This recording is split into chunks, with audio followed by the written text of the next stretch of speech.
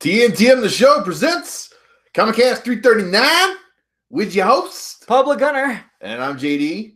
And when you're talking nerdy to me, we're going to talk nerdy to you about this week, the week comics of May 23rd, 2018, and whatever else we deem to be talking nerdy about.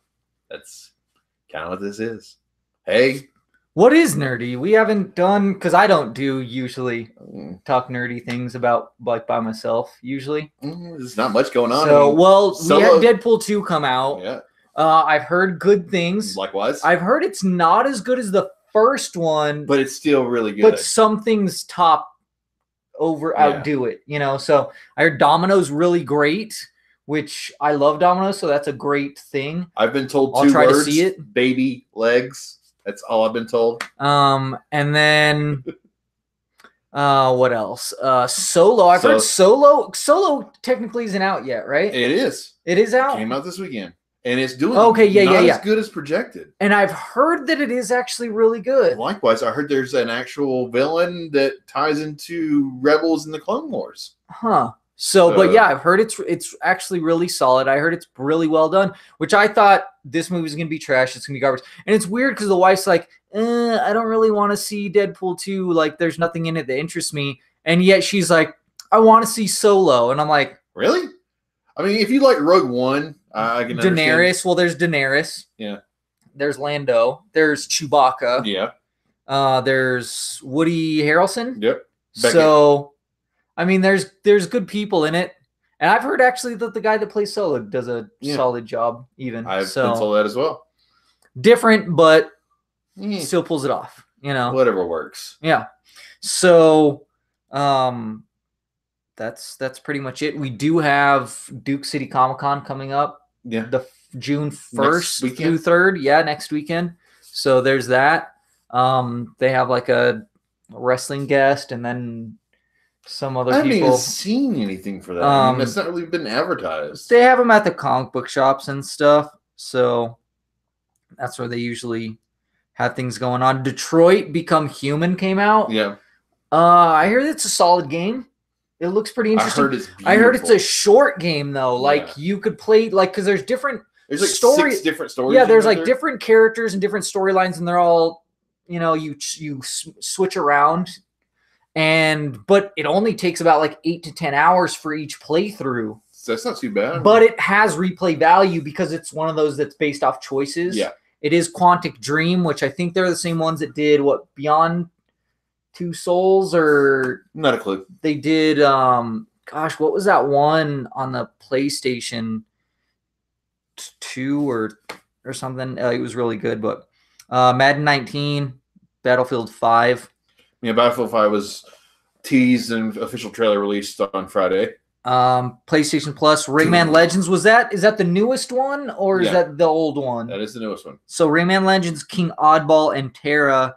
My thing expired, but I want to get it so that I can get it real quick before the month is over for the previous month. Because this is for June. These are the ones for June, not for May. Okay, because I know that May was Beyond Two Souls. Yeah. And some other good ones. Yeah. And then Annihilation, Strangers Pray at Night, and Every Day. I don't know. And Xbox is continuing to have some solid stuff come out.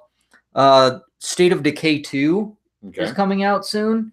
I don't know. I'm not Xbox. So. I'm not a big zombie guy. I don't know. Like I feel like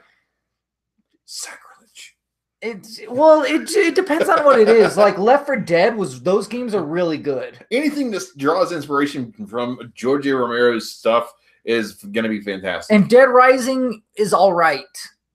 Like there's elements of things that are good about it. But they have like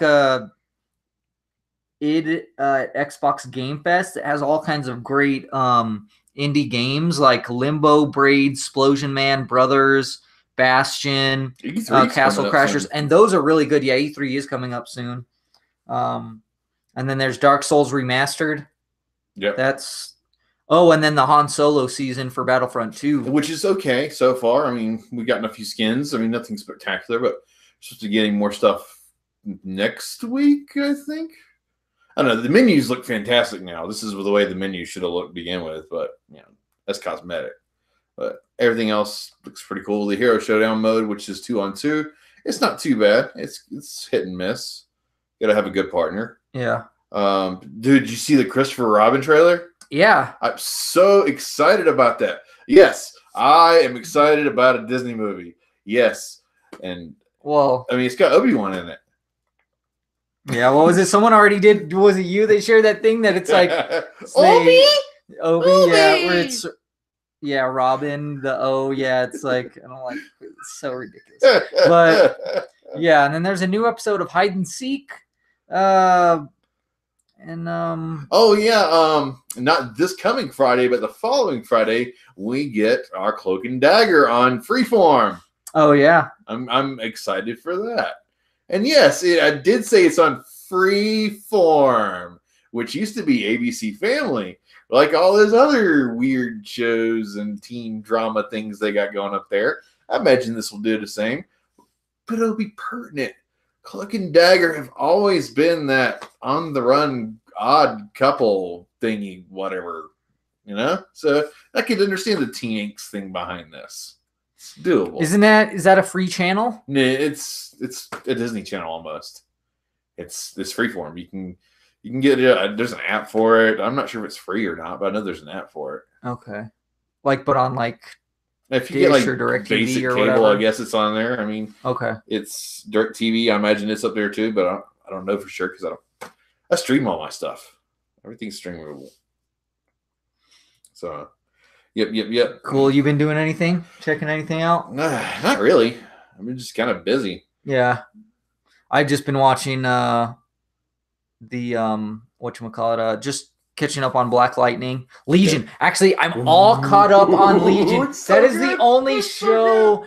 Like, I feel like it's better if you watch it week by week because you can soak it in and think about it. And then, and I think like once it's over, then like you should watch it once it's over because it forms a because then you're like, oh my gosh, okay, this is crazy. I didn't pick up on this stuff before. It's like that freaking thing that crawled into Batoni's ear and just went kaboom and that was it's messed up. It's crazy. That show is so insane. And then the Minotaur that keeps popping up and around. And it's just so weird because I'm like, it's a Minotaur where is this going? Got a wheelchair in the back. I'm like, where is this going? I don't know where this is going, but I don't care because like the ride is just so enjoyable. Yeah. You're like, whatever. So like amazing. There is always the things that connect it, which is the looking for the body. Well, looking for the body of a and of course the John Hamm sequences. So where he's talking about psychology and whatnot. Yeah, dude, those sequences are amazing. Like everything in that show is just mind blowing. It's freaking crazy. Noah Hawley, you're doing a great job. Keep it up. I want a season 3. And I think I've heard that Kingdom Hearts 3, they're going to be showing that at E3. Yes. So finally, that's crazy. Finally. I haven't even played the other games. Like Slacker. I haven't even beat the first one because it's so hard. Slacker. It's hard. Proud mode, man. I have been slacking. You gotta go. You've been playing too much Mass Effects instead. Man. No, I haven't. I haven't been. I just haven't had time for that much of anything. Because what I do is I do laundry while I'm watching shows. You know, so like that's the only way I can justify watching shows. Unless I'm at work. I've heard Cobra Kai is really good. I've heard that from quite a few people that you can do the free month of YouTube Red and watch all of Cobra Kai and watch all of Cobra Kai and then cancel it.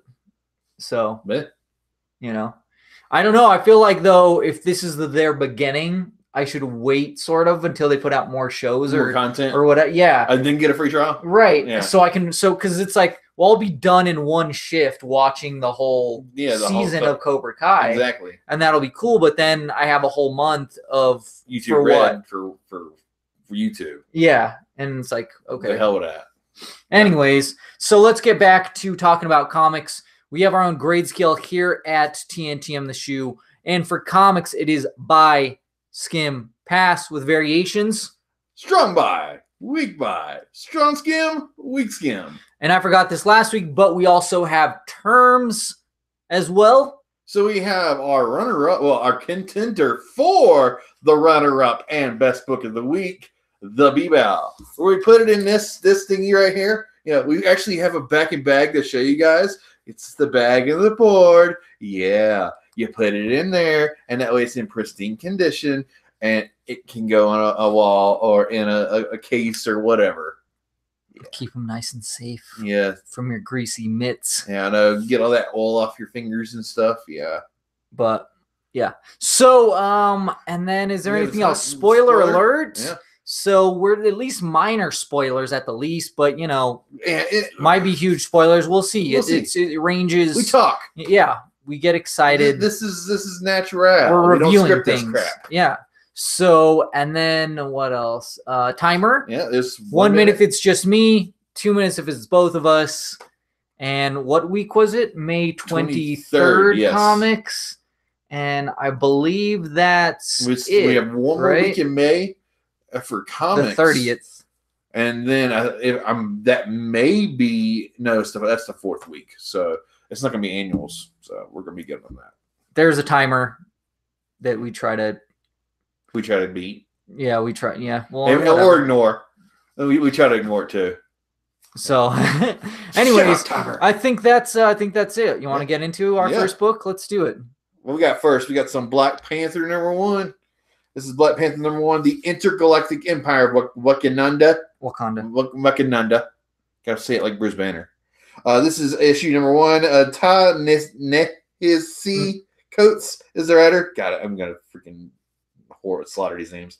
Daniel Acuna is the artist. VC's Joseph Bino is the letterer, and Daniel Acuna, and after Brian Stelfreeze is the cover artist. And then there's a bunch of variant cover artists, and yeah. All right.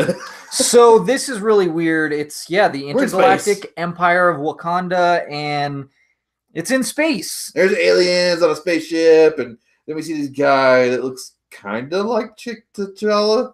And this girl that keeps on having vision, or he keeps on having like dreams or visions of her. Yeah. And it looks like Storm. Yeah, it does look like Storm. So you have to assume, and she's like, come back to me, And so it's in space. They even have like M'Baku in here. Yeah, M'Baku's in it. And I think then they're like, oh, well, we're going to name you T'Challa. But yeah, it's just really weird. They have these vibranium mines, and then because you kind of forget that like vibranium actually came from space. Yeah. So they have all these people just mining vibranium in space, and so. And Nakia is the other person that's in here. Okay. And so that the chick, right? Yep. And so it looks like they have this stuff, and it looks like the drink that they have from that gives him his superpowers. But the heart-shaped herb. Yes, but it's not. It's just I guess it's just regular. It's Kool-Aid. It's whatever. It's Kool-Aid. But anyways, he does seem like it. It does seem like it is T'Challa. He doesn't remember who he is though. None of them do. And they are leading like this rise up against the thing. Hopefully they won't run out of pamphlets. Yeah, right. It's interesting, but it's also confusing. I'm not really sure where the hell this thing's going, but I'll give it a couple issues and see where it goes. That's about it. All. Looks amazing. Yeah. And the writing is pretty good. I mean, I'm not having no problems with it. Yeah, no complaints other than I just feel a little lost, but I think you're supposed to feel that way. Yeah. You're going to. So I'm going to give it a strong buy. I'm going to give it a strong buy. I don't feel like it's quite a contender. No. I mean, it is an issue 1, so I mean, it'll get some steam going, but I don't I don't see it being a contender this week. So strong buy though. Go. Here's the digital code: F for Famicom, Z for Zabrak, M for Mankey, K for Kilimanjaro, V for Vegeta, P for Pain, B for Bones, Y for Yank, 8, U for Ugly, L for Lupita, H for Hotel. All right. Next up, you got some Skyward. I got Skyward. So the wife, she every once in a while she'll go in with me to Age of Comics, and she'll just pick tons of indie books for me to check out. Okay. And she gets some interesting stuff. And so this was one of those things. Like that bitch planet thing. No, that was all me. Oh, okay. And so this one is in the first issue. What happened is, and I think it came out a couple weeks ago. Yeah. Or a month ago. I don't know. But anyway, so what happened is it is this guy, he's with his wife in the house, and she just leaves for the house, and all of a sudden loses gravity. And so she drifts off, and like, you know, cars and everything, and like something bad happens to her. Then he remembers, oh my God, the baby in the room, and the baby's just floating there. Then it cuts to like, you know, 20 years later or whatever, and she's, you know, she's all getting around and stuff, and that's just the new thing, is everyone just floats around, you know, and that's how they get around. It's pretty nuts. So this one, so it's written by Joe Henderson, artist is Lee Garbey, colorist is Antonio Fabela, letterer Simon Boland, and so it shows like everything, all the people that just, everything that just went up into space because of the, you know, lack of gravity. Yeah. And the dad, he's training because, you know, if you don't have any gravity, then you don't ever really use your legs. Yeah, you have no resistance. Right. So he works out and stuff, but he's also like an agoraphobe, but he's also figured out how to fix this gravity situation because he figured it out before it happened, but that this was someday going to happen, but not before it was too late. And then there's this lady who was there, and like, she's like obese, and I'm like, okay, yeah, I guess that makes sense because you can't really work out or anything. You're just floating around, you know? So, but there are people, like there is down lower, and those people do have gravity boots. And so that's like low down in the city. And so she's going down there to talk to this guy that used to work with her dad because she wants to help him and stuff. And so she does get his attention, but of course he's like, yeah, I want you to deal with this guy. And, you know, she's going to lead us straight to him. So yeah, it's interesting. Okay. So I'm going to keep checking it out for now. What's your grade? So, I can give it a strong buy. Okay. It looks pretty great. It's pretty interesting. So yeah. All right, next up we have Hal Jordan and the Green Lantern Corps, number 45. This is written by, hold on, it's like on one of the last pages or one. Robert Venditti is the writer. Ethan Van Schaver is the artist. Jason Wright is the colorist. Dave Sharp is the letterer. There we go. So where the hell does it start at? Oh yeah, it starts with the cool freaking cover. All right, so we have somebody getting taken away by Green Lantern or Wiget. This little, you know. Oh, now they're straight up killing like lanterns now that resist their law, the Dark Stars. But then it does get back to the, what is it, Atomic Skull and Hammond. And he's attacking, he's fighting Hal Jordan. Hal Jordan, which he's just doing his job. Yeah. Because Atomic Skull is good now. Yeah, he's doing what Amanda Waller says. Yeah. I mean, that's pretty much what it comes down to. And so he's trying to break out Hammond, and Hammond is like, I'm just going to kill this guy. And he's like, no, that's the whole point of this thing is we can't just kill people. Yeah. You know, he's like, if you do that, I'm going to have to leave you here. And then, of course, John Stewart just got done, you know, smacking Zod a couple times. Yeah, he came back prepared, and that was awesome. He just owned Zod, and he's like, hey, bitch. There's people coming here. They're gonna smack you and like they're gonna kill you. They're gonna kill you. They don't care what you are. You better ally with us, because if you don't, then you're gonna be on your own. You're not gonna have our backing, and they're gonna kill you because they know that you've killed a lot of people to get where you are. Yep. And so if you don't join with us, you know, then you're just dead without any help. What is it? Arkillo and Guy Gardner join up. Guy Gardner joins the ranks of the Dark Stars, which was pretty crazy. Which I think he's just being kind of a mole. Yeah.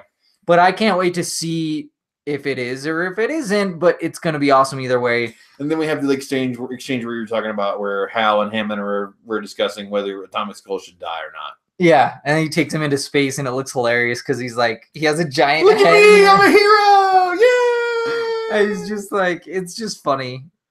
Yeah. This will not end well. It will end great. Okay. It will not end well. It will end great. When you have the big guy from the Green Lantern movie, the big guy from the Green Lantern movie, it's not going to end well. So yeah, I loved it. It looks great. It looks phenomenal. I love the story they're going with. I feel like there's certain things they're throwing in there that are good twists and turns, and some are kind of obvious, but I think they're still gonna throw it on its head. Like they're gonna make it so it's not too predictable. I don't know. All I know is that you cannot trust Zod. So, Zod's not down. He's not down. So I kind of hope. I don't think they're gonna kill him off because he's such a good villain. Yeah, but you can't trust Zod. So of course you can. Strong buy contender. Oh, I give it a strong buy contender for sure. Yeah. So. All right. Next up, you got some Star Wars Annual. Yes, I did. Star Wars Annual. Skimmed it. And I was like, all right, this looks interesting. It's written by Cullen Bunn. It's actually the fourth one. First one for this year, of course, but like the fourth year that they've done this. And then Ario Anindito, Roland Bashi, Mark Lamming as artist, Jordan Boyd, Andres Mosa colors. Yeah. So this one, it's weird though, because they're like, oh, this one takes place before Star Wars number 8. And I almost felt like, should I reread Star Wars 8 to know where this is in place? And I was like, screw it, I don't care. I'm just going to jump into it. And so I did, and it's Sana, and she has found the lightsaber of Darth Atreus. And apparently there's a set, though. He had two. Yes. And his were also kind of like the cross saber style, sort of. And so she tries to sell one to these smugglers, and then she also tries to sell one to the Empire, and so to Vader. And so Vader's like, where's the other one? And the smuggler's like, where's the other one? And so these, as we know, Sith artifacts usually come with a price. Yes. And so these things are full of hatred. Like if you have onto it, it will corrupt you, as the dark side does. And so this guy gets angry and pissed off and attacks her and starts killing everybody. And same thing with Vader. Vader starts losing his crap and killing people and stuff. And he's like, he goes to find the other one. Well, Luke, he's, just doing his thing, wandering about. He's being stuff. Luke. Anyways, they cross. He finds this saber, and then, they cross paths, and he realizes that it is making him do, rageful things and stuff. So he's like, I'm not going to use this anymore. So yeah, it's one of those things that you end up seeing. This doesn't work out in the end for anybody. So yeah. It was really awesome, and it was really cool. I love when they delve into, it just dabbles into it a little bit. But yes, the lore, and I was like, oh, I want more of that stuff. Like, can I get a damn KOTOR comic? Can I get a Darth Atreus annual or one shot or something? Give me Knights of the Old Republic. Well, no, I get that, but I mean, they're not going to give us that. No, because we want it. Right, and it's so stupid that even in the movies, it's like money. In the movies, that's what we want. We want that in the games. We want that in the movies. We want that with shows, but they won't give it to us. Instead, they're giving us Solo, which, hey, it may turn out to be good. And there are people that are like, I do want to see the original meeting of Solo and the Parsec, the Kessel Run, and all this stuff. I get it, but you know what I wanted to see it with? I wanted to see it with the original cast. I don't want to see it with a new cast. You know what I mean? I want to see it, but I just don't. And so, hey, give us what we want. There's so many of us that want KOTOR in so many different shapes and forms. And so, anyways, it just opens up that this was really solid. You don't need to read Star Wars 8. You could just randomly pick it up because it's just a great one shot. And that's what's cool about annuals. Sometimes this is a weird, goofy cover. I don't really like it. But the art looks pretty solid and stuff, and it was great. Cool. I can give this one a strong buy. I can even give this one a contender. Okay. So strong buy contender. Nice. Digital code? Yep, digital code. Ooh, so F for Falcon. C for Chewbacca. M for Millennium. P for Princess. There we go. Couldn't think there for a second.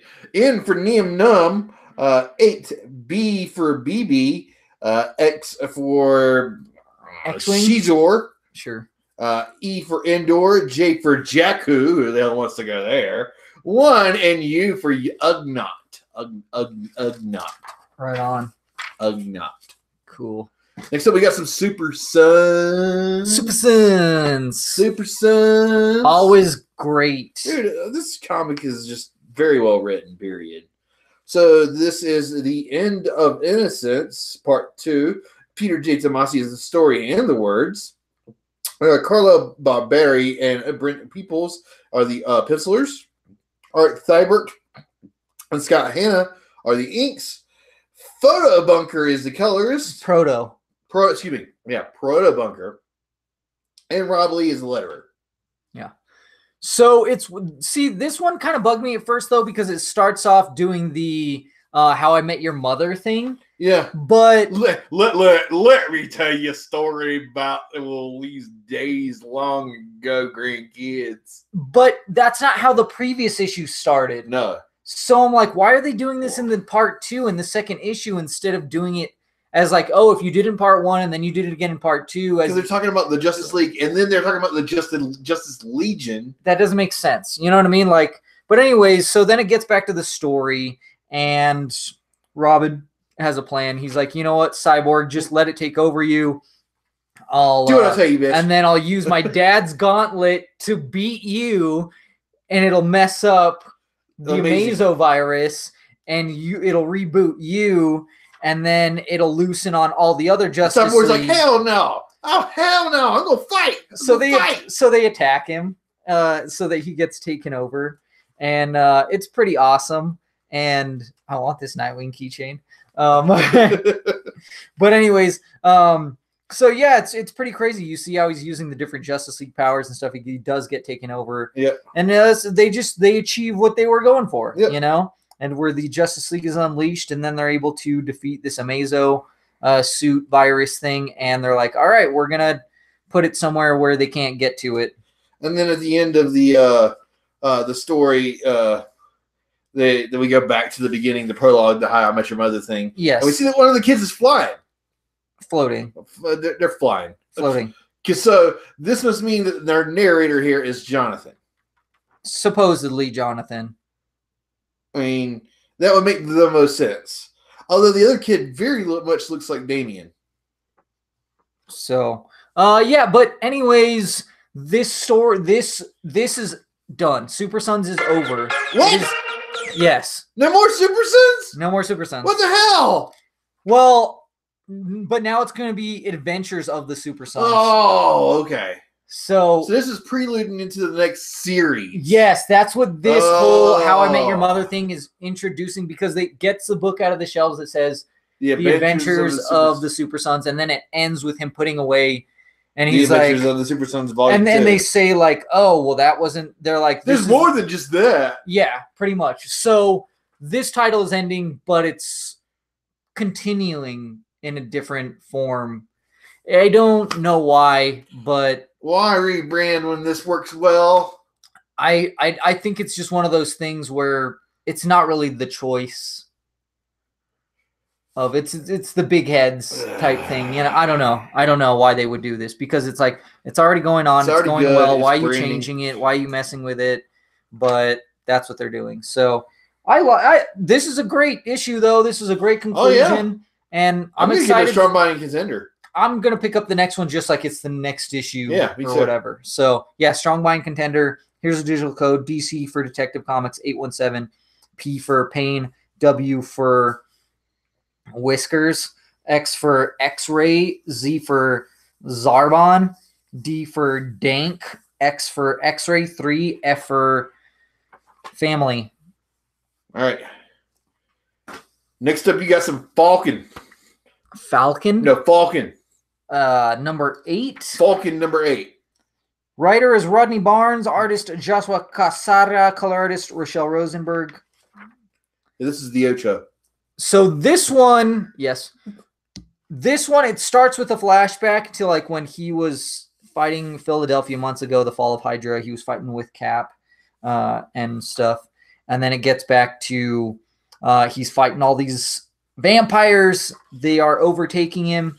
And then Blade and Misty Knight, they have a little talk because he's like, oh, why didn't you reveal to me sooner that we're dealing with Deacon Frost? And he's like, she's like, oh, well, because we knew you would go all psycho and kill everyone. But because Deacon Frost killed his mom. We can't do that because, we have to look out for Sean, which is the protege of Falcon. He's Patriot. But he got loose.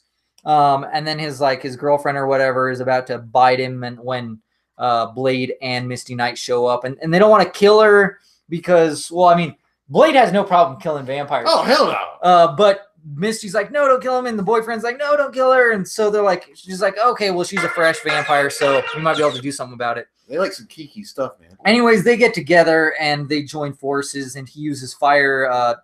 Falcon uses fire against the vampires, which is pretty wicked. And he they end up getting a hold of Misty Knight, and it turns out to be also a setup for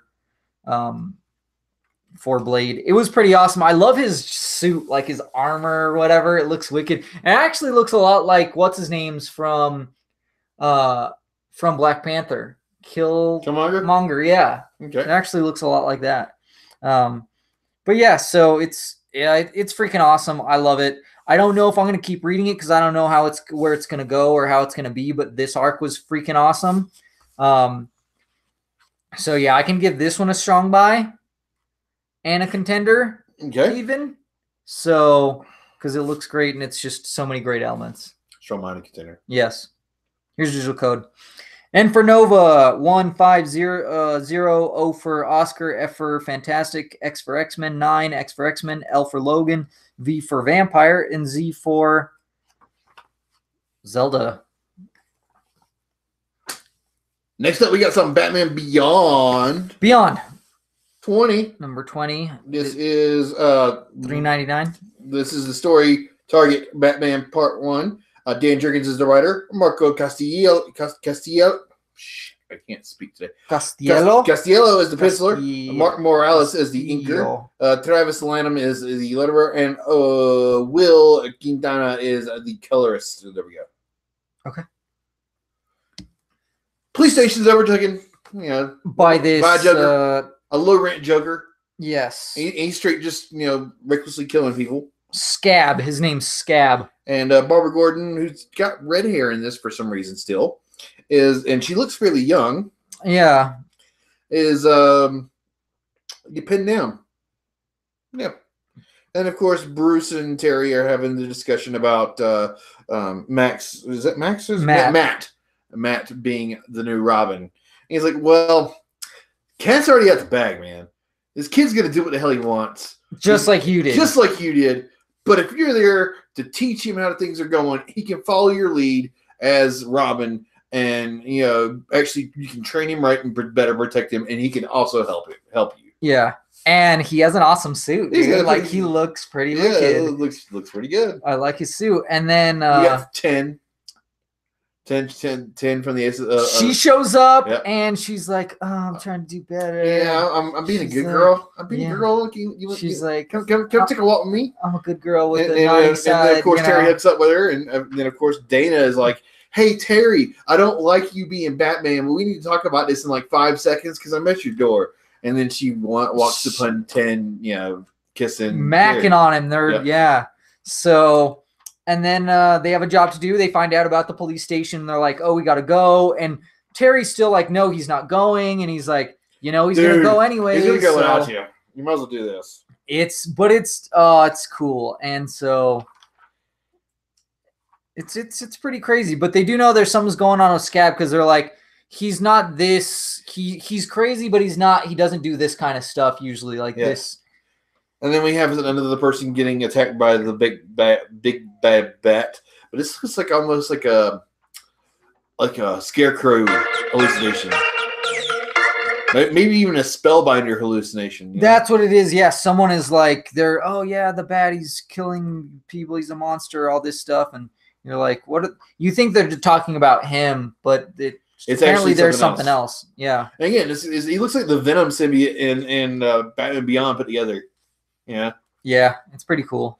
But yeah, I think it's either Spellbinder or maybe even Scarecrow. I love how much Terry is like Bruce, though. Yeah. Where he's like, "You're done. You didn't follow my orders. You're finished. Yeah. You're told fired. You to get her out of here. You're fired.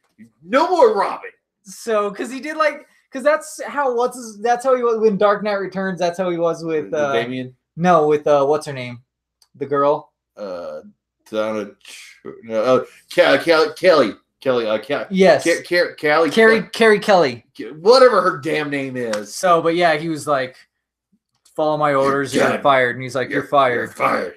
You're no longer Robin. And I don't care if you drag my bloody corpse out of here. You're still not a Robin." Ugh. Oh, that was something. Oh, I haven't seen that yet. We'll talk about it after because I have. Anyways, Batman Beyond, strong by contender. It is so amazing. It's always fantastic. Yes, it is. Unfortunately, no digital code with it. I don't know why. It has been, and now they're taking it away. It's dumb. Next up, we have Champions. Number 20, Jim Zub writer, Sean Izaxi as artist, Marcio Menis as colorist. This is a pretty interesting book. So there's this weird hallucination thing. Spirit, soul of the North, whatever. Hallucination thing. No, it's a real. I'm pretty sure it is, but it looks like a hallucination. Yeah, and it's appearing to this girl, and so how she protected it and stuff, and then I think she protected her or something. I don't know. And then it gets back to where Nova is shot. Has a hole in his chest, and they're like, "How are we going to fix him? He falls into this water." And I love how like Vision's calculating all these variables. That's really cool. That's what I said. And so yeah, oh dude, the Spidey in action was really cool too. That was really awesome. And yeah, it's just I love how this team works together and how they're doing this. And then this guy shows up. He's like, "Yeah, we can save him." And he's like, "I have the tech. We can use my drones and stuff to fix them. We'll stop all this." And he's like, "Oh, I'm fixing the I'm fixing the ice caps and stuff." And they're like, "So just let me do this." He's like, "One day I'm gonna take over the world, but and he's like, "Yeah, thousands of years I've been doing this. I can wait more." But then there's these people that are also protesting. They're like, "Yeah, get off our land," but he's fixing the land, really, Yeah. He's got good intentions, but he's not doing it without. But there's also people who are missing, or there's that girl that's missing. So they're like, "What's going on?" And Alpha Flight shows up with Captain Marvel, and that's where we stop. Some other people, Sasquatch, Snowbird. So it's a conundrum, is what it is, of a situation that they're in. Gladiator or Guardian, whatever. What to do, I love Spidey's little cap. Or his cold outfit. Yeah. Sub-Zero Spidey. He has a beanie on. It's a Spidey beanie on with a little fluff ball. It's adorable. Yeah. I like it, man. It's very interesting. Cool, it's very interesting. It's very different from other comics. Yeah. And that's what I like about this, is that they're tackling these real world, like kind of current issues, and then applying like superhero stuff to it. Right? Yep. So I give it a strong buy, and I give it a contender. It's fantastic. I'll concur with that strong buy. Contender. It is a fantastic. Here's the digital code. Let us know what you think. F for Fantastic, C for Charles, M for Marco, R for Richter, 0 R for Richter, U for Umbrella, 7 S for Spider, J for Jack, A for Apple, and C for Charles. Cool. I'm going to get into Justice League No Justice number 3 of 4, which I should be getting in trade in issues, because it's just so great. We should be getting it in trade. It looks so much better, but it's Scott Schneider, James Tynion in the 4th, and Joshua Williamson as writers, Riley Rossmo and Marcus Toe as artists, Hi-Fi as colors. So these teams are finally starting to somewhat gel and be like, we need to get our crap together and save this world, and that's pretty much what this is all about. This is the one where Brainiacs formed the teams, right? Yes. Okay. But Brainiac was killed, but his son or whatever still exists. And so they're trying to get his son to help him to figure out what Brainiac's plan was. So, but there's those different teams, Team Wonder, Team Wisdom, Team like Destruction or something like that. And so they're all doing each thing. And yeah, so, but they also have to take all these worlds. The weirdest addition is Starro. I'm like, what the hell? What's like? I just don't see Starro allying with anybody ever for any reason whatsoever. Yes, and so like that doesn't make sense to me. But it seems like I think they're gonna kill Starro off, which makes the most sense because it doesn't make any sense to even have Starro as this part of this team.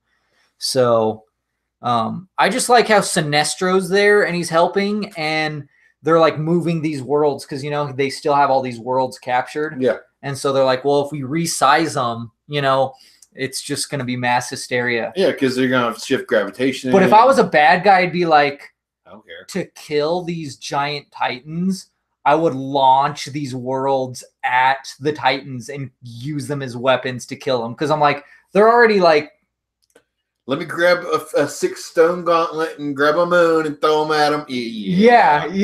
I would just like chuck all these planets and then let them go big and then boom, boom, boom. And it's just getting collided with planets. Done. But that's if I was a villain like Sinestro. No, that'd be if you had notes given, you know? Yeah, exactly. If you gave notes. But you have heroes there too. So you're holding back, you know, those types of things from happening. It's really interesting. It's really cool. I'm actually care and give a crap now. Okay. You know, like it's and I'm getting invested. So yeah, I can give this one a strong buy. It looks great. Cool. Sorry. Cool. Yeah. So next up we have some X-Men Gold, number 28. 28. Till Death Do Us part 3. Part 3. This is written by Mark Guggenheim, with Michelle Bandini as the artist, and Arif Prianto is the colorist, with David Marquez as the flashback artist. And the flashback colorist being Matthew Wilson, with Corey Petit being the letterer. There we go. Cool. Let's do it. So they had that flashback when actually this was Astonishing X-Men, I think. Yeah. One of the first few issues, or this maybe even the first issue. Run. Yeah, the Joss Whedon, where he came back, he saw Katya, and he was like, "Oh my God, I'm in heaven." You know, that's what it is, and it was where they had brought him back to life. Dead. This is heaven. So then it gets back to, we find out that it is actually Pyotr Nikolaevich and this Sentinel are in this rocket. Yeah. And so this rocket is going somewhere in space. And so we know. And then a lot of those Sentinels, they just disappear and wither away because they're like nanites anyways. And they're like, all right, we need to find out where they're going. And oh my God, I hate the lady so much. This Nance something, whatever. And oh my God, I hate her so much. And everyone is like, we really want to kill you. Like Prestige, Kitty, like everyone's like, we just want to deal with you. They do team up with Alpha Flight, and they're like, we need to find out where this place is and get there. So they do borrow a jet. It's one of those similar things though, where they're like, okay, there's all these missiles coming at us. But one of them gets through because Stormcaster deals with the brunt of it, and that's awesome. But yeah, one gets through, and they're like, screw it. And I love it. Kitty phases the ship through the other ship into the space station. Yeah. And so they're like, all right, they're just here distracting us. You get to your love. We'll distract them. We'll deal with them while you go take care of that. You go take care of Pietro. And we will take care of Sentinels that are made out of nanobots that we will never destroy. So, yeah, it's so intense. It's so great. And I love it. It looks phenomenal. This one's a strong buy. This one's a contender. Yeah, this arc is amazing. I'm loving the hell out of it. It's so intense because the stakes. It's so personal, and the stakes. Well, because it's very personal. The legacy virus. But the stakes are huge because this could also kill more than just 100 and leaving out just 198 mutants. All mutants. This could be worse than M-Day. Yes. This is the legacy virus. And then stop it so that there's never any mutants ever again. And of course, kill our nice Russian friend Pietro. Yeah, and probably all the other X-Men. Yeah. So yeah, the stakes are high, but it's like it's the relationship that's the most. That you're like, oh my God, they just got married. Save Peter. Well, they will be. Not yet. They're supposed to, and that's what they're like. At least let them get married. Please. This has been going on for so long. Please let them do it. Yeah.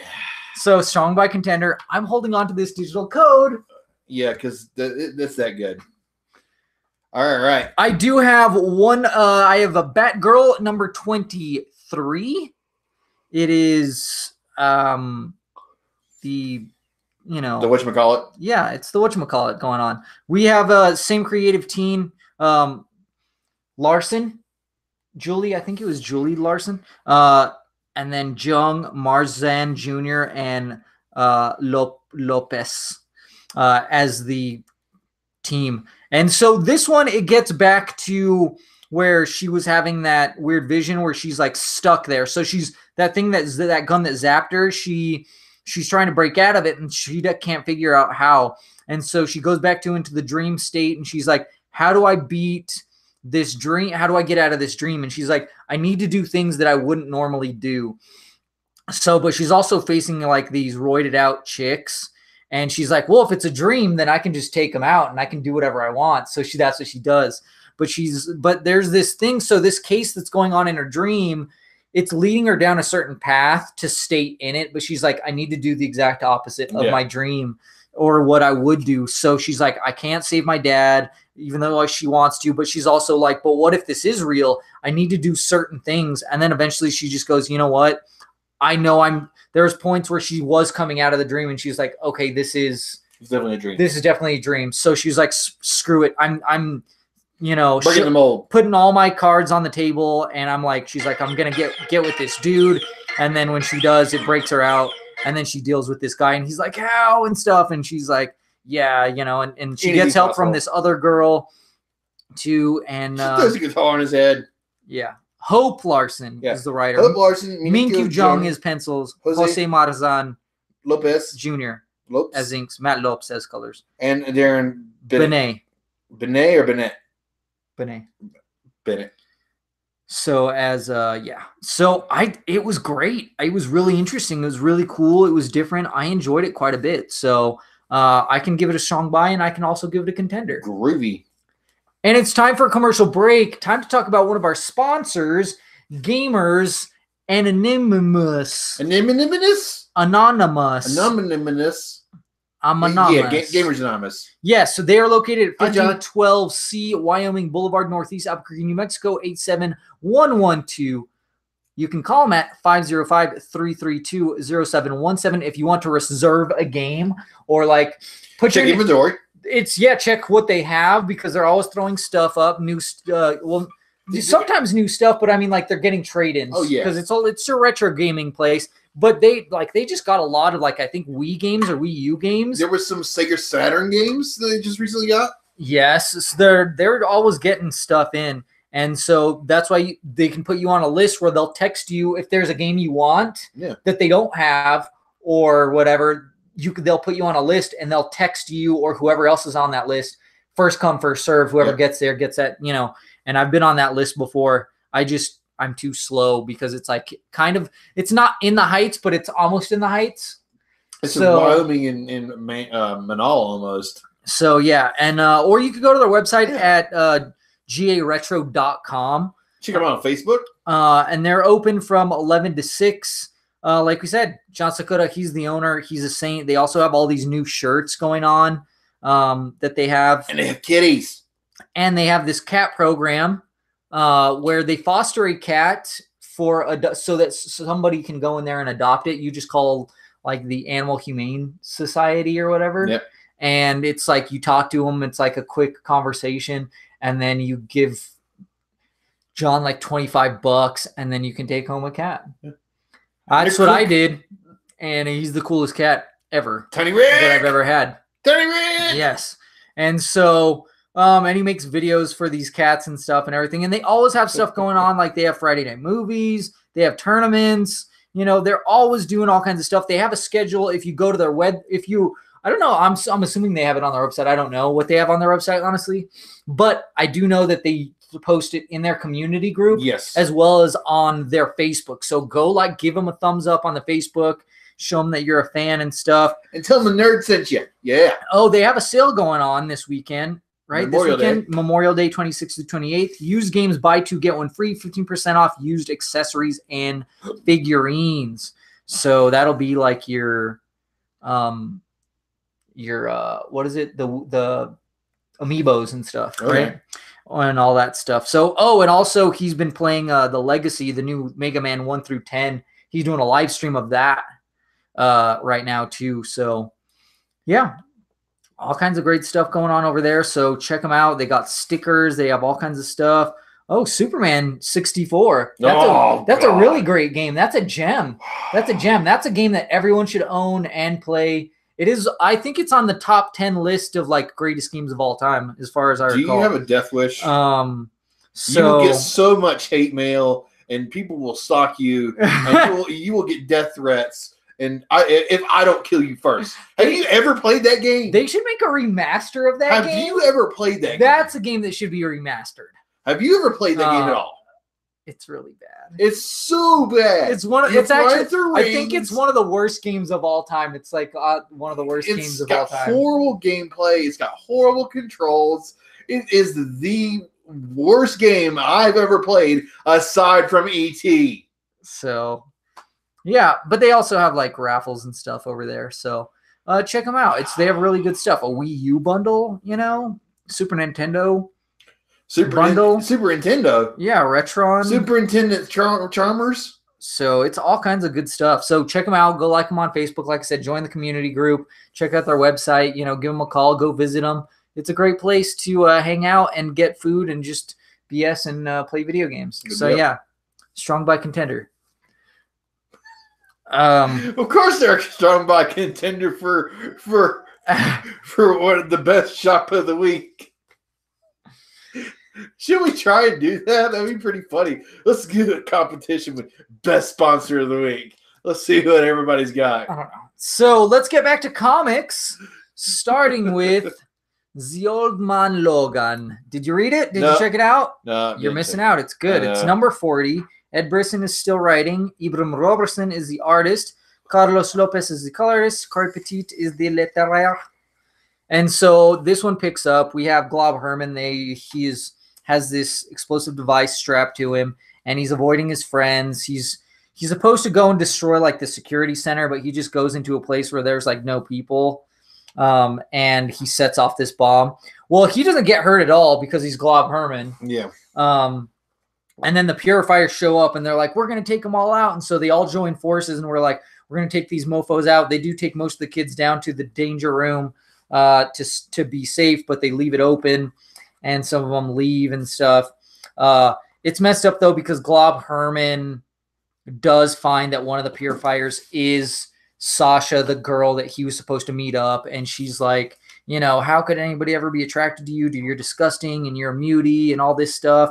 But then at the same time, like you have Shark Girl and she's like, how could you break his heart, and stuff. And you can tell that they have feelings for each other and stuff. So that's really cute and stuff. And they're like, hey, everything worked out in the end. They work together and stuff, and it's really cool. And then the teaser for the next one is Hunter Kravinoff. And I'm like, Sergei Kravinoff. So yeah, this was just a really nice two-parter. Okay. I liked it a lot. So, and I like these characters and stuff. So it's ends up being, it's going to be a strong buy and a contender for me. I really like it, and it looks really great. So, and it was really good in the end. So strong by contender. I'm gonna hold on to this code. Okay. Next up, we have The Flash. Flashing people in the nick of time. And number 40 what? 47. This is Joshua Williamson is a writer. Howard Porter is the artist. Hi-Fi does the colors, and Steve Wands is the letterer. Dude, this is a great book. Dude, it's so good. So we have the crew, and they're working on a motorbike, actually. The Iris West and the Wally West. Or is it Wallace? Wallace. So, and then the Flash and the Flash, Wally West, show up. No, he's just a Flash. And so he keeps on having these visions of the past. He can't get them to sync. Back more and more frequent. Yes, and the who is it? The Renegades. Yes, the Renegades show up, which are like these good guy versions, these future good guy versions of the. You're under arrest for the murder of Eobard Thawne. And instead, they're like, "No, you're not taking her." Like Wally is like, "No, you're not taking her," and he's like, "Hold on, we can talk to him and hash this out." He's like, "Hell no!" And he grabs Iris and runs. Oh, and it's so cool. They use this girl. She's like Glider, but she has the yellow ring, and she uses all these like their worst fear lanterns against them. Yeah, and it's freaking awesome and epic and freaking cool. And essentially, like Flash, Barry, he's like, we can talk this out. Oh, it was cool when Wally hits the Captain Cold guy with the motorbike. But they're like, we can talk this out, and we can get this figured out because we have evidence that he was attacking us and he was trying to kill us. And so they do go to the future. And yeah, Iris makes the deal and goes, "Hey, you take Wally back, fix him. I'll go with you." Yeah. And they're like, okay, yeah. So everybody arrives in one spot except for Wally. Wally's transported elsewhere, and they found out that Wally's Speed Force signature was not targeted, and he went somewhere else. Right. And then we see him in like another messed up version of the Flash Museum, and it's one that's dedicated to him and his tenure of the Flash. And then we see Mr. Zolomon. We see a guy. We see Mr. Zolomon. Yeah, he was introduced in the last issue, so it's not. Yeah. So yeah, this one's really great. It looks phenomenal. I really like how it's done.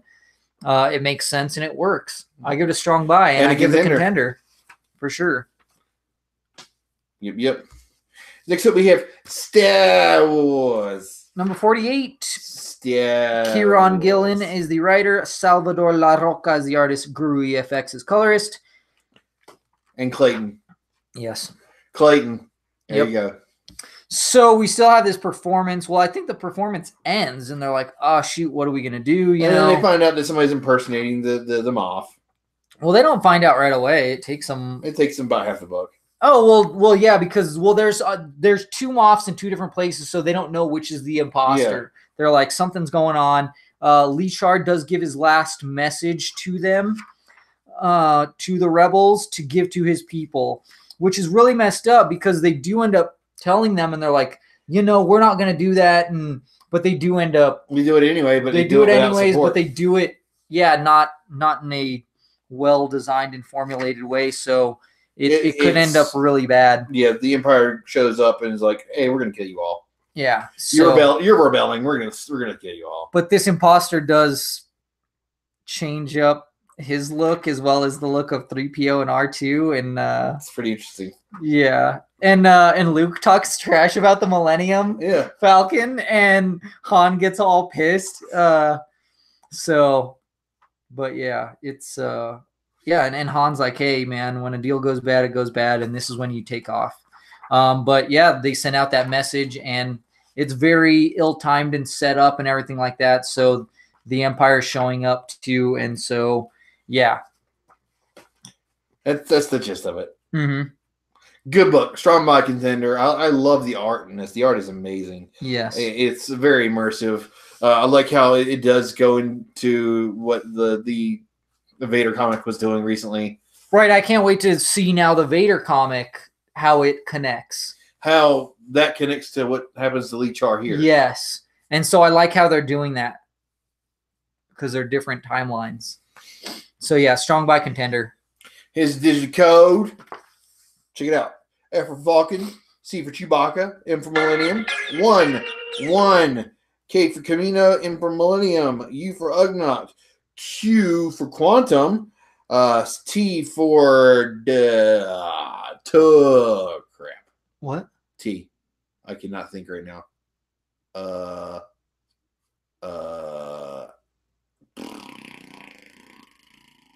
I am totally drawing a blank on my Star Wars right now. Terrabacks. Yeah, terraformer. Whatever. There we go. Something. I don't know. P for parsec in 6. Jeez. Yeah. Brain fart. Yeah. So yeah, now it's time for Batman Eternal, Batman Detective Comics. What's Nights No More? 960 something? 981. 980 something, excuse me. James Tynion the fourth as the writer, Eddie Barrows as the penciler. I want to say Iber Ferreira as the inker, and then Adriano Lucas as colors. And Sal Cipriano is the letterer. Yes. So this is great. Oh my gosh, it's so good. They're showing us all these different timelines and stuff, all these things going on. They showed the old man. That's so now they are showing what actually happened to Bruce. That Bruce pretty much was like, I have faith in my team compatriots, and so I want this to end on my terms. So just kill me. He says to Batgirl, because he knows that Batwoman, that she kills in the other timeline or future timeline, kills Bruce. But they didn't reveal that he chose that. And so they reveal that to Tim that is stuck in this OMAC, and then it allows him to break free from it, which is pretty cool. And then he has this moment with Miss Kane. Who's that? Kate, whatever her name is. Yeah. And so, man, this art is just freaking mind-blowing. There's some great spreads in this. Beautiful spreads. And it's just great. And then, so it does conclude. They stop them. You know, Cassandra kind of goes like to Babs and Lee Thompson. Yes. And apparently, what's his name is still Clayface alive somehow. And then he's leaving. But he leaves, with that doctor so he can get fixed completely, and then Tim and Bruce have a nice little moment. Yes, they have a nice chat, and he's like, go do your thing. And he's like, I'm going to go to college. Bye. But he doesn't actually go to college. Him and Stephanie go elsewhere. They're going to go somewhere else. They're going to get it on. Yeah. No. They're going to make brown babies. What? Her name is Stephanie Brown. Oh, yeah. And they're going to make great brown babies. Oh, God. Great brown babies. So it was a great conclusion. I liked it a lot. And the art was just phenomenal. This one knocked it out. We're going to go back to the detective crap instead of his team shit. I'm real tired of this. Hey, language. Sorry, Cap. But yeah, seriously, we're gonna get down with the we're done with the team. We're gonna get back to Batman being a detective. So I hope it just I want to see the Cassandra stuff. I want to see hints of it drop here and there, but I don't want this like big freaking massive team. I want to see detective. I want to see offshoots essentially. Okay, I want like an arc following freaking Cassandra and Barbara. Okay, cool. I want an arc following what Stephanie and Tim are doing. Cool. Well, that could be their own mini series, about 4-issue series. You know, give me 2 issues and then switch to another person. So as long as it's a mystery and it's a detective story, I'll be happy. Yeah, that's true. Yeah, that's true. Yeah, because it's not Batman Detective Comics. This is Detective Comics. Well, it does say Batman Detective Comics, but yeah, you could just make it more of a Detective Comics thing where it's like, hey, let's focus on Cassandra doing detective stuff with Barb's. Yeah. And then, like we said, Tim and Stephanie doing detective stuff on their own, and then Batman doing. And then Clayface's rehabilitation. You know, let's just give me a 2-issue arc on following up on what's going on, and then let's get back to Batman. I liked it a lot, so I give it a strong buy and a contender. Oh, it was great issue. And it was really confusing. And the art was mind blowing. It's beautiful and confusing. It's phenomenal. Yeah. Okay. Speaking of beautiful and confusing. Yes, Moon Knight 195, writer Max Bemis, artist Paul Davidson. Max Beavis. Davidson, colorist Matt Lopez. Whoops. So this one starts with some trippy stuff. It's just these random weird people in a classroom talking together and how they're all so different. And then they get and then they have like this weird orgy or something. I don't know. And then they turn into play people. And then we get they get this AIM weapon or thing that's supposed to give them a collective consciousness or something and join them all into one person. And it does, but it's like a gross person.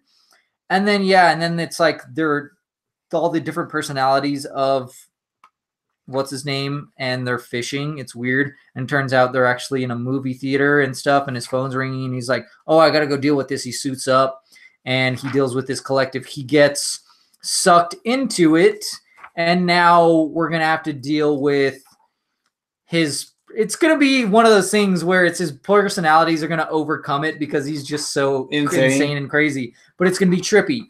Now, I like this issue, but once again, just like your issues with the last issue was, I show up because I'm here for Moon Knight. I don't show up to read some random hippy dippy crap I don't want about to see some collective that Cronenberg. Yeah. This is a Cronenberg creation. This is yeah, it is. I don't want to see some Rick and Morty crap in a Moon Knight book. Well, that's not my problem. It's that half of the book was that, and I was like, I don't care. You didn't have to have this ridiculous lead up to it. You could have just boom started with that Cronenberg, and then the rest of it is Moon Knight stuff. Yeah, that's fine with me because I'm here for Moon Knight. I'm not here for this random hippy dippy crap. That is weird and doesn't make sense. And it really is consequential because it doesn't matter. To me, it does not matter. Yeah. I really don't think it's going to matter to the overall story. You know, like, okay, you're building this backstory to this villain or thing, Cronenberg thing, but I want more Moon Knight. So it's going to be really, I'm more interested in the next issue because I think it's going to be pretty trippy, and it's going to be the personalities of Mark Spector. Yeah. Or but Jake just this part. Or Khonshu or whatever. This was just like, I didn't need all that. I don't have enough drugs for this, man. I really don't. I need some like PCP or something like that. You do. I need this in trade. They exist. Yeah, it's this whole thing in trade and a lot of PCP. I don't think you need it. It's crazy enough on its own. That's just trippy as hell, man. It's just so trippy. So I'm gonna give it a strong buy, but not a contender. Yeah, same here. I can't because of those. Because I'm just like I don't feel like I needed all that other stuff. Yeah. So give me Mark. Exactly. So yeah, strong buy, not a contender. Digital code. Go ahead and read it off. F for Familia, Z for Zoro, M for Marcos, J for Juanita, 8, E for Eleuterio, P for Pedro, 0 for K for Kilo, D for Diego, F for Familia. Next up, we have the Invincible Iron Man number 600. Yes, 600. 100. No, 600. 600. 100. This is written by Brian Michael Bendis. This is his last title for Marvel, I believe. The artist is Stefano Well, there's a lot. Stefano Caselli, Alex Maleev, David Marquez, Daniel Acuna, Lionel Francis Yu, Gary Alanguilan, Jim Chung, Mike Diodato, Mark Bagley, Andrew Hennessy, Scott Hanna, Andre Sorrentino, color artists, Marta Gracia, Alex Maleev, Daniel Acuna, Guru EFX, Romulo Fajardo, Marcelo Maiolo, and Rochelle Rosenberg. With letters by Clayton Cowles. Yes. All right. So we know that Tony Stark just came back, and he's like, if I can come back, then why can't Rhodey come back? Rhodey come back. Well, here's the thing. Tony Stark wasn't dead. He was just in a coma. So that's one issue I have with this. Also, he's been dead for a while, Rhodey has been. Yeah. So, and the thing is also the recuperation or whatever of Tony Stark took a long time. Like it seemed like it was like a few months. I don't know. Yeah. But Rhodey's is an instant. And so his is instant, but maybe he figured out how to make it instantaneous. I mean, he is Stark. Yeah, he is Stark. He is back from the dead. Maybe his brain is firing a lot faster than before. And then we have Da Vinci. So he brings him back. Yeah. And then we have Da Vinci talking with Riri and what's her name? That other girl. Yeah, the other girl. And so they're like, hey, this is the new shield because the last shield is corrupted and it's bad and it sucks. So and then Blade is there, which is awesome. I love that they're bringing Blade into the universe more. And then Miles comes in with his parents. Yes, Tony Stark's evil dad shows up as Yep. an old man, and he's threatening the The mom of Tony Stark, and is like, tell him to come back here. Oh, and then there's the Tony Robbins stuff versus Parker Robbins. Parker Robbins. Yeah, Parker Robbins. Not Tony Robbins, not the infomercial guy. Oh, whatever. But Parker Robbins. So they do face off against Iron Man and War Machine, but then Doom does show up, and they're like, Doom, what are you doing? Why are you in my armor? Like, why do you look like me? And he doesn't really have an answer, and he's really blown away by it, and so it just ends up with this fight of Tony Robbins and Parker Robbins. That's what I said. And then Doom, and so they have their face off, and then there's this giant Hydra face off against the Armor Squad and the new Shield or whatever. And yeah, so I'm actually really interested in what's going on with Doom and where he's going to go from here, and Tony Parker. And then there's like this weird Doctor Strange thing going on at the end. So, and then we have this Farewell Brian. That's not Doctor Strange, man. That's Tony Stark, Master of the Mystic Arts. Is it Dr. Stark? Or Dr. Anthony Stark. I am the Sorcerer Supreme. So, but yeah, Farewell Brian, which is just all a compilation of pictures of him, all these moments that he's had, which was nice. So are we getting like 2 different Iron Man books starting next month? Well, we have the Invincible Iron Man and then Tony Stark Iron Man? Yeah, I think so. Okay. So, Strong Buy, Contender. And then I love this wraparound cover right here. It was really cool. Yeah, it's great. Yeah, it was a great run. It was Strong Buy. I feel like the return of what's-his-name was a little rushed, but it was for a reason. Mm-hmm. Obviously, we have the farewell and stuff. There are a lot of these things that were rushed, I feel like, but it worked, and it was well done. All the art flows pretty well and works for each thing. So Strong Buy Contender. Strong Buy Contender, without a doubt. I feel like this is another one that we need to save. We need to save. Yep. All right. Next up, we have the Incredible Hulk number 717. 717. With Greg Pak being the writer. Carlo Barberi is penciler. Walden Wong is inker. Colors Frank Diarmata. And Corey Petit is the letterer. Yes. So Hulk is trying to kill Amadeus inside his own head. Yeah. Or whatever. But they find a way, like they're shooting these nanobots, gamma nanobots or something to help control. Reverse things. Everyone is fighting this Hulk. We have Sasquatch, Odin's son, Captain Marvel, the Silk. Champions. Yeah, Silk is there. And so Amadeus is able to get a hold of it and control and fight the Hulk. But then he's like, I have to fuse with Hulk. Yeah, because Hulk is part of me. Yes, and so he fuses with Hulk, and now he's like this. He's like the professor. Huh? The professor. What professor? The Hulk. You know, when Banner and Hulk are birds, they make the being called the professor. Sure. But yeah, so he's like slimmer now. He's not as big.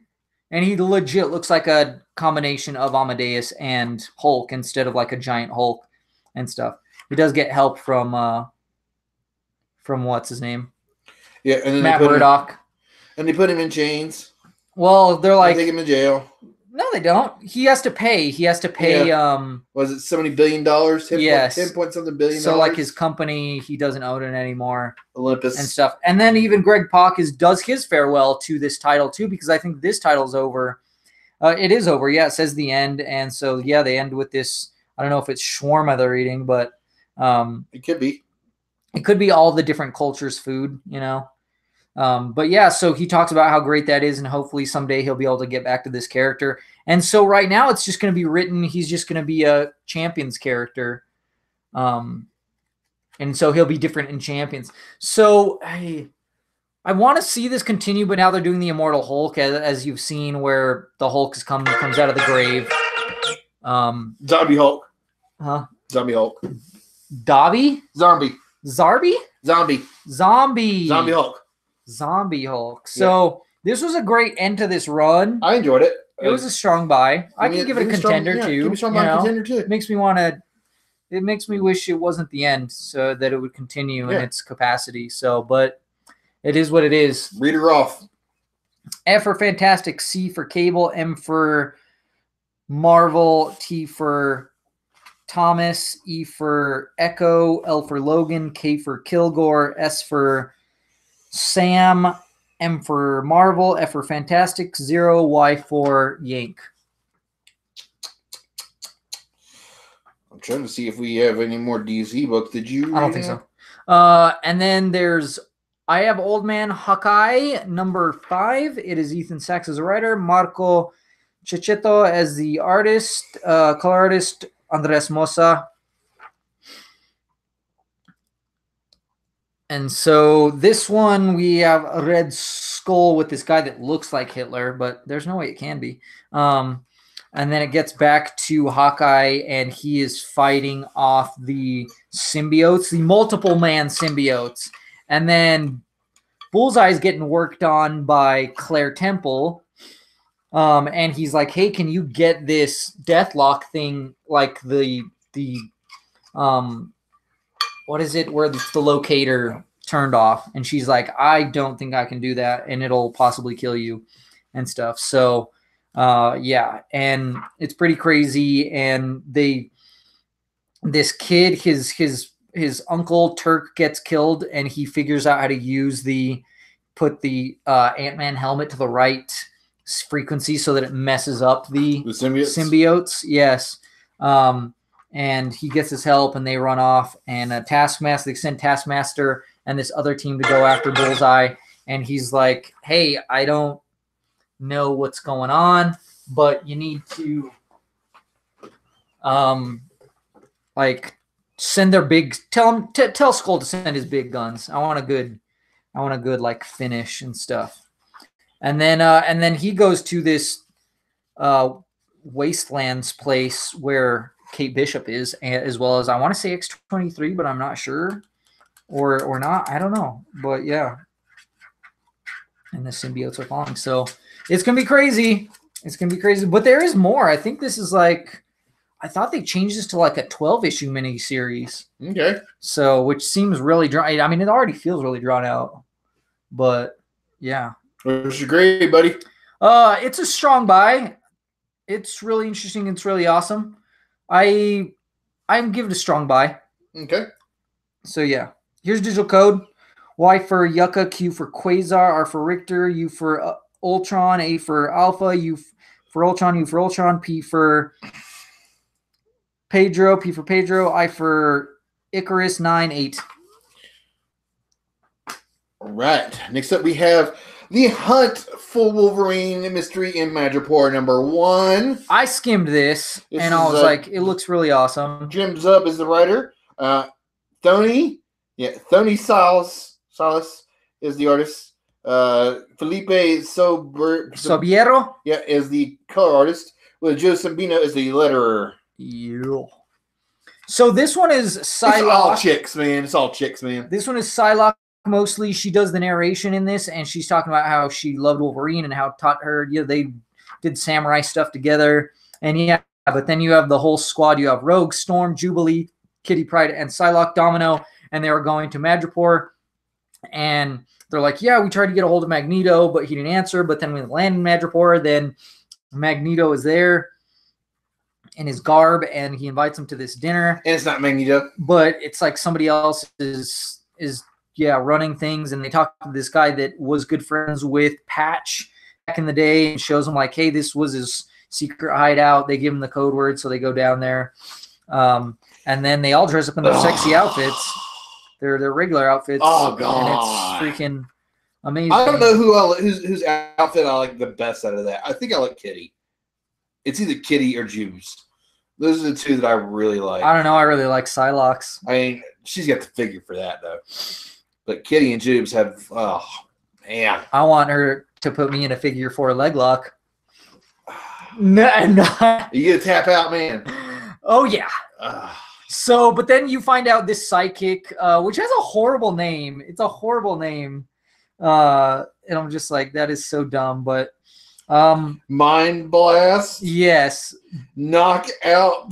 Bloodlust. Bloodlust. And so, but they Snake Whip. They get their butts whooped pretty easily, and I'm like, really? These are the X-Men.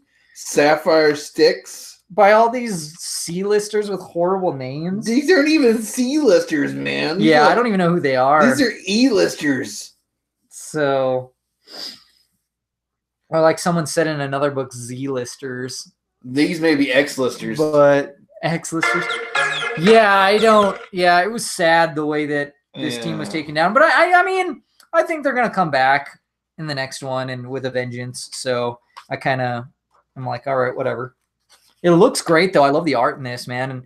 And I feel like it just, the art really knocks it out, great. But it's the writing's pretty solid too. Solid. So I'm going to give it a strong buy, but not a contender. Yeah, same here. This was definitely not as good as the last Hunt for Wolverine that I reviewed. Digital code. Here's the digital code. Let us know what you think. It is I for Icarus, R for Richter, K for Killmonger, U for Umbrella, L for Logan, S for Samantha, I for Icarus, A for Adam, V for Victor, J for Juan, V for Victor, and R for Rictor. I have Teenage Mutant Ninja Turtles Urban Legends. I think this actually came out last week, but this guy says no. I don't think it did. So it is $3.99. It's the first issue. It's also a reissue. So it was a story. Gary Carlson, art, Frank Fosco, inks, Eric Larson, and Chance Wolfe. Colors Adam Guzowski. Chris Eliopoulos as letters. So this is an old issue that they just re-released. I didn't know that. I didn't even skim it or anything. I just saw it on the shelf and grabbed it. Number one, mine. So it starts with a turtle getting blasted. And then they're like, oh my God, what's happened? And it's the cyborgs have just shot Donnie, and they have Mikey like, at gunpoint and stuff. And Raph's like, I'm going to mess these people up. And they, so Donnie's bleeding out and stuff. It was a birthday party for the turtles. And so the art is it's really chaotic. It's very of its time. They are fighting these cyborgs. Then this lady shows up that's a ninja. It seems like she's from the future. She has Sensei at sword point, I guess. Yeah. And so they're like, all right, we're going to take him. You guys don't do anything or we're going to slit his throat. So they take Donnie and Splinter. But Donnie, he wakes up in the vehicle and he goes ballistic and attacks them. He gets jettisoned out with one of the cyborgs. And he's like, hey, don't you have like a parachute or a jetpack or something? And he's like, I don't know how to use it. One of them blasts Raph in the face. And so like half of his face is like, looks grotesque. And like, this is just freaking crazy. And Splinter uses his, he goes into like the astral plane or whatever. And he talks to his meditation skills. He goes into meditation and he talks to the turtles and like tells them, hey, this is what you should do and blah, blah, blah. It's pretty solid. It's pretty crazy. I don't know if I should pick it up because it's an old story and the art is like so of its time, but it's so dark and it's so crazy. I like that. Raph's face is melted off. It's like this whole part is just like burnt and you're just like, oh God, but it's so cool at the same time. I wonder if they're going to turn him into Metalhead. So no, he's not that bad. He can still, yeah. And this is when the turtles were like still all red, and they just had the only distinction was like by their lines, could you tell that and their weapons who they were. And so that's why they do a really good job of characterization in this. And that's why I kind of miss when they used to do that, because you could get away. Now they can get away with just going like, oh, we're just going to have them talk, but they're different colors. But with this, anyways. So, yeah, I don't know. I feel like it's a strong buy, but not quite a contender. But I don't know. It's crazy. What do you think? I think it sounds pretty cool, man. I need to check out this series because I love that era of Turtles. It was great. So, are you ready for this? It's time to talk about our contender and B-Bow runner-ups for the week. All right. Our runner-up's pretty simple. It's The Flash. This Flash War was great. It's fantastic. I love the hell out of it. It is The Flash number 47. That's my runner-up. What is your runner-up, my friend? Runner-up. Let's see. Let me go through this stack here of all this stuff. Ooh. Dang it. You know, I'm going to go with Batman Beyond as my runner-up. It is freaking... I just love the Robin stuff. I love how it's his brothers, and I love how much Terry is acting like Bruce, you know? Because he's not like Bruce that much. He is, because you find out he's actually Bruce's son. Because you find that out. Amanda Waller, she made like a clone or something, or she used his blood somehow to make him. She used the seed to make a new Batman. Yes, there always needs to be a Batman, and so, but I just love that, and just the brother. I'm like, that's so great. Keep it, have it family. That's so and it looks great, and it's interesting, and it's just so awesome. All right. So my B-Bow is going to be pretty easy. It's Iron Man number 600. Invincible Iron Man 600 is my B-Bow. No doubt, this is a great issue. I love the heck out of it. This is something you need to pick up. Here is the digital code. You're going to give it, huh? I'm going to give it. Okay. Give it away, give it away, give it away, give it away. I for Iron, A for Atom, D for Delta, K for Kilo, S for Stark, V for Venko, O, is this O or 0? Looks like a 0 probably. 1, 2, W for Wilson, D for Daredevil, and the number 1. Yeah, throw that in the back. Throw that in the back and bag right now. Right now. Okay. Show the people. All right. While I'm announcing my back and bag of the week, which is X-Men Gold, number 28. Because we talked about it already. The emotion, the gravitas, the brevity of the situation, everything combined, but mostly it's the heart. I love the way that all the characters are written. Kitty Pryde, Colossus, Kurt, Nightcrawler, like everything done so well. It's so perfect. So that's why I love this book so much, because this is my X-Men right here. This is my X-Men. This is what I've been wanting for years, and I'm getting it. And we don't even have any of the core X-Men here. No Beast, no Cyclops, no Jean Grey, no Iceman's in it, but that's different. No Angel. This is essentially this is kind of the team that they had when they returned, right? Yeah. When it was the giant size or whatever, that team. But anyways, I'm going to hold on to this digital code. If someone shares this on Facebook, Twitter, Instagram, I don't know, you can do it on Instagram, but Tumblr, any of our social medias, if you share it on any of the social medias, not all of them, but just one, you share it, I will give you, so first person, I'll give you this digital code. I also have other digital codes. I got Venom number 1 a while back. I think I still have Old Man Logan. I'll give this one away right now, though. Tweet him a screenshot. Tweet him a screenshot. That way he can prove that you shared it. And, he'll get to you. So here's the digital code for Old Man Logan 40. N for Nova, B for Bravo 8, Q for Quasar 59, K for Kill, P for Pain, J for Jack 6, S for Super 2. So that's that one. So that is it for this week's books. Like I said, I still have Cable from last week. So if you share that one in any capacity, because I have old posts. If there's old posts on Facebook, keep sharing it. I'm not going to give you the code. Fine. I get it anyway. You're part of the squad. I know. So, yeah.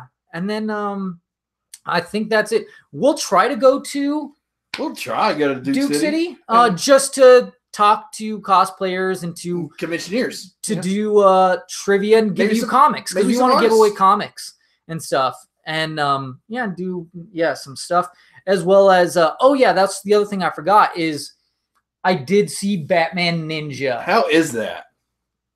I've heard both good things and bad things. How did you enjoy it? And so you didn't like it.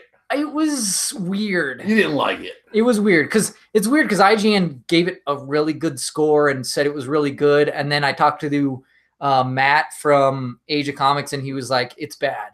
And he's like, they just try to do too much stuff, and it's weird. And so I didn't really like the voice acting that much because it sounds like Walter White as Batman.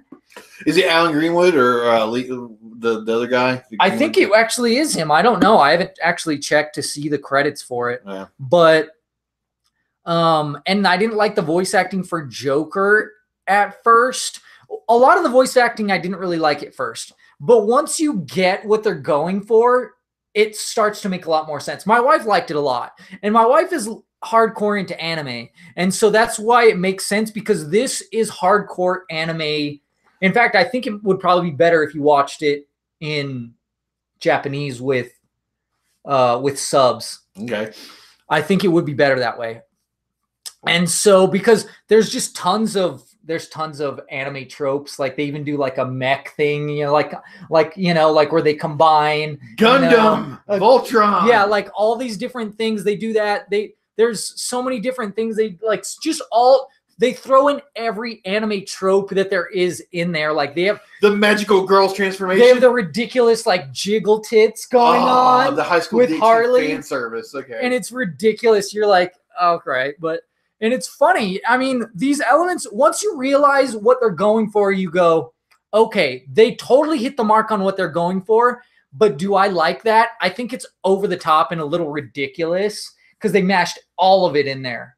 And there is a part where they do like this weird part where it goes into like this color, like it's a motion. It's like a motion comic color painting section, which was really, really weird. Paint by colors. And so it was like a watercolors type thing. I did not like that either. That was really weird.